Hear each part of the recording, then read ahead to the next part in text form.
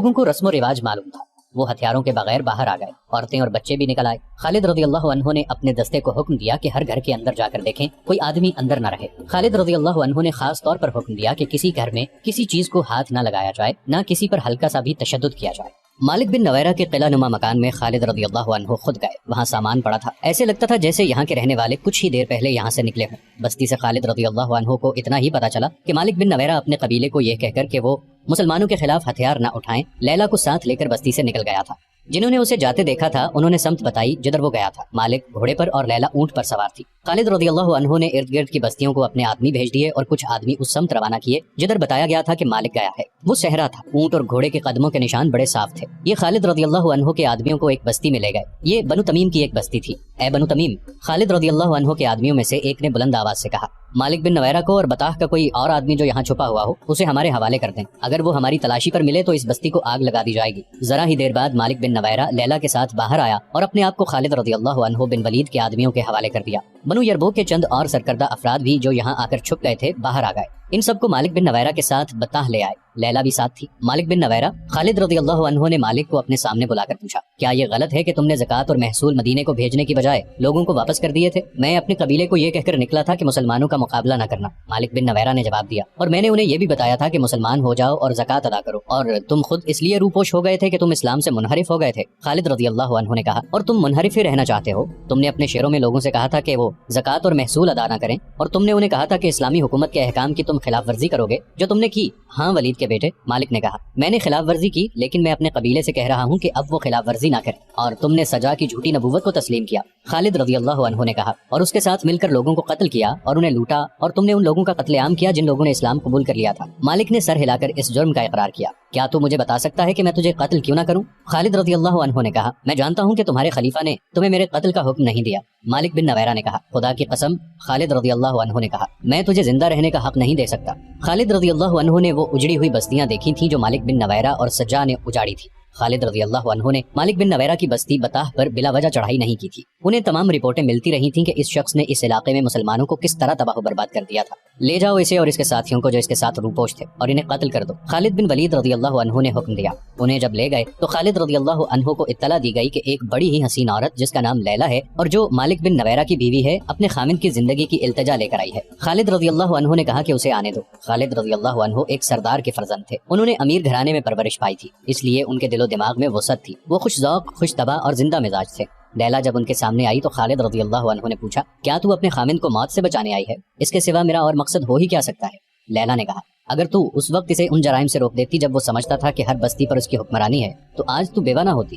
خالد رضی اللہ عنہ نے کہا، کیا اس نے تجھے بتایا نہیں تھا کہ اس کی تلوار نے کتنی عورتوں کو بیوہ کیا ہے؟ اسے معلوم نہیں تھا کہ اس کی زندگی میں ایک دن انصاف کا بھی آئے گا؟ میں اس کا ہاتھ نہیں روک سکی۔ لیلا نے کہا، اور تو میرا ہاتھ بھی نہیں روک سکتی۔ خالد رضی اللہ عنہ نے کہا، یہ میرا نہیں، میرے اللہ کا حکم ہے۔ خالد رضی اللہ عنہ نے لیلا کی التجا قبول نہ کی۔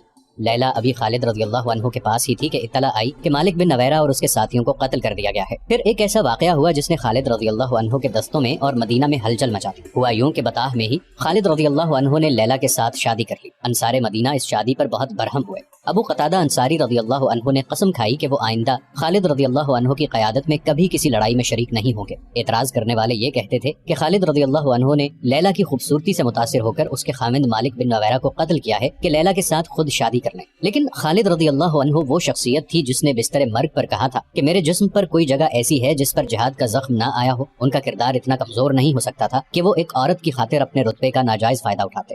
خالد رضی اللہ عنہ کے حق میں بات کرنے والوں نے کہا ہے کہ خالد رضی اللہ عنہ نے مالک بن نویرہ اور اس کے ساتھیوں کو قید میں ڈال دیا تھا اور انہیں مدینہ بھیجنا تھا۔ رات بہت سرد تھی۔ خالد رضی اللہ عنہ کو خیال آیا کہ قیدی سردی سے ٹھٹر رہے ہوں گے۔ انہوں نے حکم دیا، قیدیوں کو گرمی سے بچاؤ۔ عربی میں کہا کہ دافعوا اسراکم، یعنی قیدیوں کو گرمی سے بچاؤ۔ کنانہ کی زبان میں مدافع کا لفظ قتل کے معنوں میں استعمال ہوتا ہے۔ بدقسمتی سے یہ قیدی جن آدمیوں کے پہرے میں تھے وہ کنانہ کے رہنے والے تھے۔ انہیں یہ بھی معلوم تھا کہ مالک بن نویرہ اور اس کے ساتھیوں کے جرائم کتنے سنگین ہیں، چنانچہ انہوں نے گرمی بچاؤ کو قتل کے معنوں میں لیا اور مالک اور اس کے ساتھیوں کو قتل کر دیا۔ خالد رضی اللہ عنہ کو پتہ چلا تو انہوں نے کہا، اللہ جو کام کرنا چاہتا ہے وہ ہو کے رہتا ہے۔ ان دو کے علاوہ اور بھی روایات مختلف تاریخوں میں آئی ہیں جو ایک دوسرے کی تردید کرتی ہیں۔ ان میں بعض خالد رضی اللہ عنہ کے حق میں جاتی ہیں، بعض خلاف۔ مخالفانہ روایات کے مصنفوں کے مذہبی فرقوں کو دیکھو تو صاف پتہ چلتا ہے کہ ان کے ایک ایک لفظ میں تعصب بھرا ہوا ہے اور وہ خالد رضی اللہ عنہ بن ولید کو رسوا کر رہے ہیں۔ تاریخ میں متضاد کہانیاں ملتی ہیں، لیکن کسی بھی مورخ نے یہ نہیں لکھا ہے کہ اس شادی پر لیلا کا کیا رد عمل تھا۔ کیا لیلا نے خالد رضی اللہ عنہ کو مجبور ہو کر قبول کیا تھا، یا وہ خوش تھی کہ ایک عظیم سپہ سالار کی بیوی بن گئی ہے جس کی فتوحات کے چرچے سرزمین عرب کے گوشے گوشے تک پہنچ چکے ہیں؟ اس وقت کے جنگی رواج کے مطابق لیلا مال غنیمت تھی، خالد رضی اللہ عنہ اسے لونڈی بنا کر اپنے پاس رکھ سکتے تھے۔ تاریخ میں ایسا اشارہ ملتا ہے جو خالد رضی اللہ عنہ کے حق میں جاتا ہے، وہ یوں ہے کہ خالد رضی اللہ عنہ نے اسے کسی کی یا اپنی لونڈی بنانے سے بچا لیا تھا۔ وہ اتنی حسین تھی کہ شہزادی لگتی تھی۔ خالد رضی اللہ عنہ جانتے تھے کہ لونڈیوں کی زندگیاں کیا ہوتی ہیں۔ خالد رضی اللہ عنہ نے یہ بھی دیکھ لیا تھا کہ لیلا جتنی خوبصورت ہے اتنی ہی ذہین اور دانا ہے۔ انہوں نے اس عورت کی صلاحیتوں کو تباہی سے بچا لیا تھا۔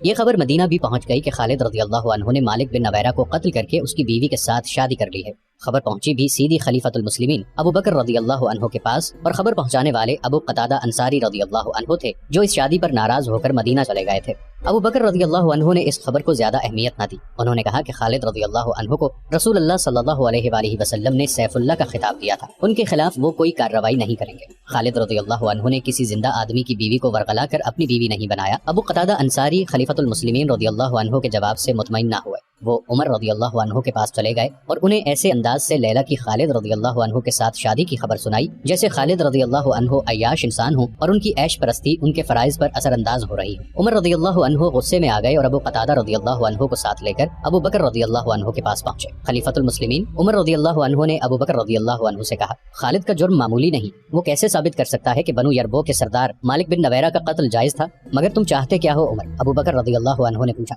خالد کی معزولی، عمر رضی اللہ عنہ نے کہا۔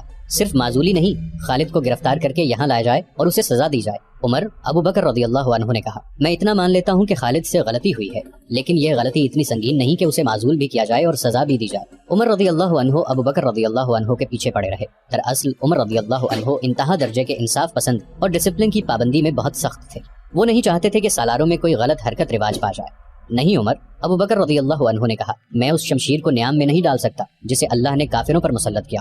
عمر رضی اللہ عنہ مطمئن نہ ہوئے۔ ابو بکر رضی اللہ عنہ عمر رضی اللہ عنہ کو بھی ناراض نہیں کرنا چاہتے تھے۔ انہوں نے خالد رضی اللہ عنہ کو مدینہ بلوا لیا۔ خالد رضی اللہ عنہ بڑی ہی مسافت طے کر کے بہت دنوں بعد مدینہ پہنچے اور سب سے پہلے مسجد نبوی صلی اللہ علیہ وآلہ وسلم میں گئے۔ انہوں نے اپنے امامے میں ایک تیر اڑس رکھا تھا۔ عمر رضی اللہ عنہ مسجد میں موجود تھے۔ خالد رضی اللہ عنہ کو دیکھ کر عمر رضی اللہ عنہ طیش میں آ گئے۔ وہ اٹھے، خالد رضی اللہ عنہ کے امامے سے تیر کھینچ کر نکالا اور اسے توڑ کر پھینک دیا۔ تم نے ایک مسلمان کو قتل کیا ہے۔ عمر رضی اللہ عنہ نے غصے سے کہا، اور اس کی بیوہ کو اپنی بیوی بنا لیا ہے، تم سنگسار کر دینے کے قابل ہو۔ خالد رضی اللہ عنہ ڈسپلن کے پابند تھے، وہ چپ رہے۔ انہوں نے عمر رضی اللہ عنہ کے غصے کو قبول کر لیا، سو وہ خاموشی سے مسجد سے نکل آئے اور خلیفۃ المسلمین ابو بکر رضی اللہ عنہ کے ہاں چلے گئے۔ انہیں ابو بکر رضی اللہ عنہ ہی نے جواب طلبی کے لیے بلایا تھا۔ ابو بکر رضی اللہ عنہ کے کہنے پر خالد رضی اللہ عنہ نے مالک بن نویرہ کے تمام جرائم سنائے اور ثابت کیا کہ وہ مسلمان نہیں بلکہ مسلمانوں کا دشمن تھا۔ ابو بکر رضی اللہ عنہ خالد رضی اللہ عنہ سے بہت خفا ہوئے اور انہیں تنبیہ کی کہ آئندہ ایسی کوئی حرکت نہ کریں جو دوسرے سالاروں میں غلط رواج کا باعث بنے۔ ابو بکر رضی اللہ عنہ نے طبری اور ہیکل کے مطابق فیصلہ سنایا کہ مفتوحہ قبیلے کی کسی عورت کے ساتھ شادی کر لینا اور عدت کا عرصہ پورا نہ کرنا عربوں کے رواج کے عین مطابق ہے۔ اس عورت کو آخر لونڈی بننا تھا، یہ اس کے آقا کی مرضی ہے کہ اسے لونڈی بنائے یا اسے نکاح میں لے لے۔ ابو بکر رضی اللہ عنہ نے اپنے فیصلے میں کہا کہ اس وقت مسلمان ہر طرف سے خطروں میں گرے ہوئے ہیں، قبیلے باغی ہوتے جا رہے ہیں،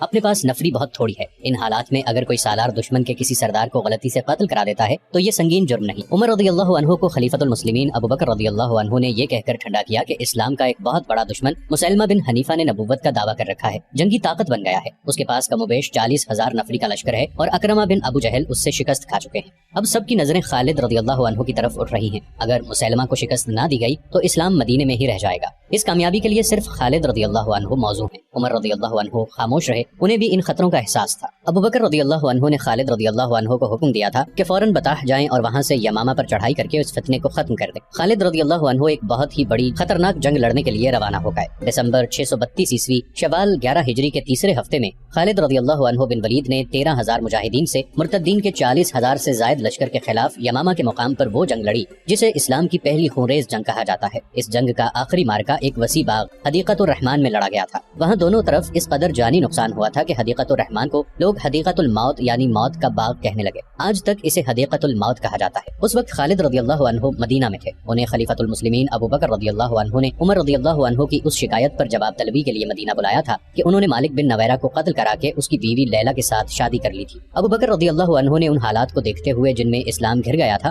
خالد رضی اللہ عنہ کے حق میں فیصلہ دیا اور خالد رضی اللہ عنہ کو واپس بطاح جانے اور یمامہ کے مسیلمہ کذاب کے فتنے کو ختم کرنے کا حکم دیا تھا۔ مسیلمہ کذاب کے متعلق بتایا جا چکا ہے کہ اس نے نبوت کا دعویٰ کر رکھا تھا۔ اس کے پیروکاروں کی تعداد اتنی زیادہ ہو گئی تھی کہ اس کا لشکر مسلمانوں کے لیے خطرہ بن گیا تھا۔ اس وقت تک مسلمان ایک طاقت بن چکے تھے، لیکن مسیلمہ کی طاقت بڑھتی جا رہی تھی۔ یہ مدینہ کے لیے بھی خطرہ تھا اور اسلام کے لیے بھی۔ مدینہ سلطنت اسلامیہ کا مرکز تھا۔ خالد رضی اللہ عنہ کا لشکر بطاح میں تھا۔ وہیں انہوں نے مالک بن نویرہ کو سزائے موت دی اور اس کی بیوی لیلا کے ساتھ شادی کی تھی، لیکن لیلا وہیں تھی۔ خالد رضی اللہ عنہ بطاح کو روانہ ہو گئے۔ انہیں معلوم تھا کہ ان کے پرانے ساتھی سالار اکرمہ رضی اللہ عنہ اسی علاقے میں اپنے لشکر کے ساتھ موجود ہیں اور مسیلمہ کے خلاف مدد کو پہنچیں گے۔ اکرمہ رضی اللہ عنہ بن ابو جہل ان 11 سالاروں میں سے تھے جنہیں خلیفۃ المسلمین رضی اللہ عنہ نے مختلف علاقوں میں مرتد اور باغی قبائل کی سرکوبی کے لیے بھیجا تھا۔ دوسرے قبیلے اتنے طاقتور نہیں تھے جتنا مسیلمہ کا قبیلہ بنو حنیفہ تھا، اس لیے اس علاقے میں اکرمہ رضی اللہ عنہ کو بھیجا گیا۔ ان کے پیچھے پیچھے ایک اور سالار شرجیل رضی اللہ عنہ بن حسنہ کو بھیج دیا گیا۔ خلیفہ ابو بکر رضی اللہ عنہ نے شرجیل رضی اللہ عنہ کو یہ حکم دیا تھا کہ وہ اکرمہ رضی اللہ عنہ کو مدد دیں گے۔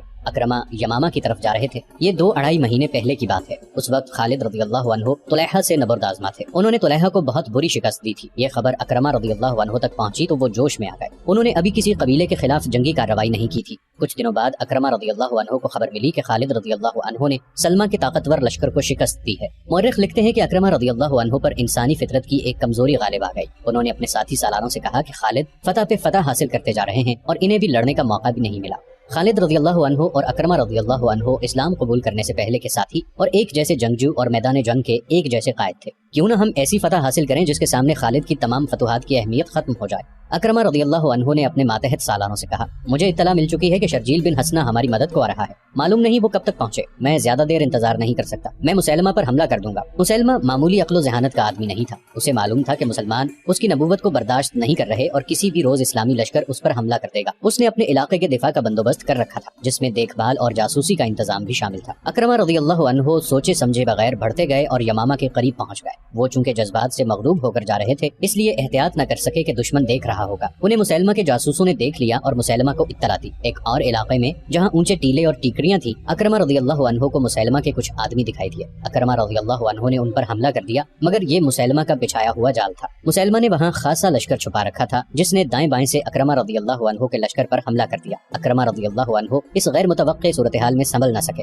مسیلمہ کے لشکر نے انہیں سنبھلنے ہی نہ دیا۔ اکرمہ رضی اللہ عنہ کے ساتھ نامی گرامی اور تجربہ کار سالار اور کماندار تھے، لیکن میدان دشمن کے ہاتھ تھا۔ اس نے مسلمانوں کی کوئی چال کامیاب نہ ہونے دی۔ اکرمہ رضی اللہ عنہ کو نقصان اٹھا کر پسپا ہونا پڑا۔ اکرمہ رضی اللہ عنہ اپنی اس شکست کو چھپا نہیں سکتے تھے، چھپا لیتے تو لشکر میں سے کوئی مدینہ اطلاع بھیج دیتا۔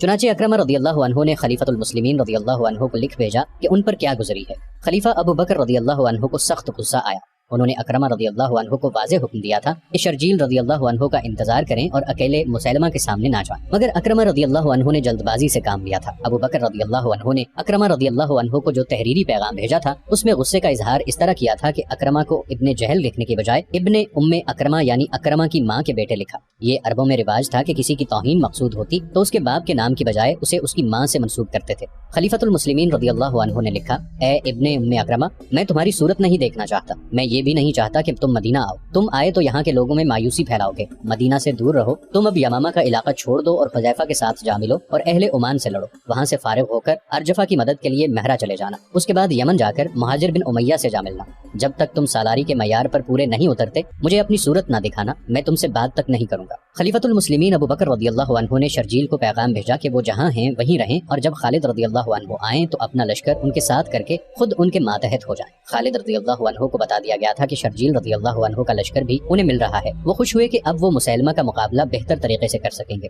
انہیں توقع تھی کہ شرجیل کا لشکر تازہ دم ہوگا، مگر یہ لشکر خالد رضی اللہ عنہ کو ملا تو وہ تازہ دم نہیں تھا، اس میں کئی مجاہدین زخمی تھے۔ کیا ہوا شرجیل؟ خالد رضی اللہ عنہ نے پوچھا۔ ندامت کے سوا میرے پاس کوئی جواب نہیں، شرجیل رضی اللہ عنہ نے کہا۔ میں نے خلیفۃ المسلمین کی حکم عدولی کی ہے، میرے لیے حکم تھا کہ اکرمہ کو مدد دوں، مگر میرے پہنچنے سے پہلے اکرمہ مسیلمہ کے لشکر سے ٹکر لے کر پسپا ہو چکا تھا۔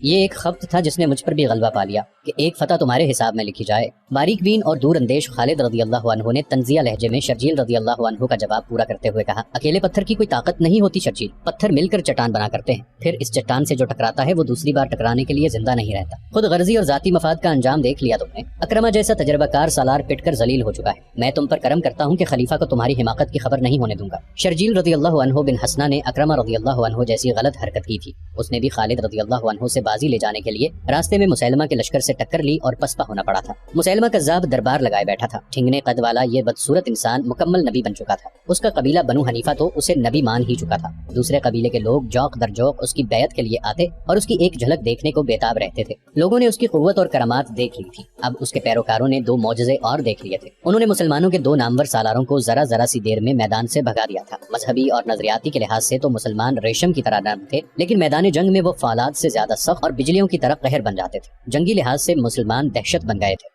اکرمہ رضی اللہ عنہ اور شرجیل رضی اللہ عنہ نے اپنی غلطی اور کج فہمی سے شکست کھائی تھی، لیکن بنو حنیفہ نے انہیں اپنے کذاب نبی کے معجزوں اور کرامات کے کھاتے میں لکھ دیا۔ وہ کہتا تھا کہ مسلمانوں کو مسیلمہ کے سوا کون شکست دے سکتا ہے۔ نہار الرجال، مسیلمہ نے اپنے پاس بیٹھے ہوئے اپنے دستے راست نہار الرجال سے کہا، اب ہمیں مدینہ کی طرف کوچ کرنے کی تیاری کرنی چاہیے، مسلمانوں میں اب وہ دمخم نہیں رہا۔ پہلے بیان ہو چکا ہے کہ نہار الرجال بن انفوا وہ شخص تھا جس نے رسول کریم صلی اللہ علیہ وآلہ وسلم کے سائے تلے بیٹھ کر قرآن پڑھا اور مذہب پر عبور حاصل کیا تھا، اور اسے مبلغ بنا کر مسیلمہ کے علاقے میں بھیجا گیا تھا، مگر اس پر مسیلمہ کا جادو چل گیا۔ اس نے مسیلمہ کی نبوت کا پرچار شروع کر دیا، آیات قرآنی کو توڑ موڑ کر اس نے ان لوگوں کو بھی مسیلمہ کا پیروکار بنا دیا جو اسلام قبول کر چکے تھے۔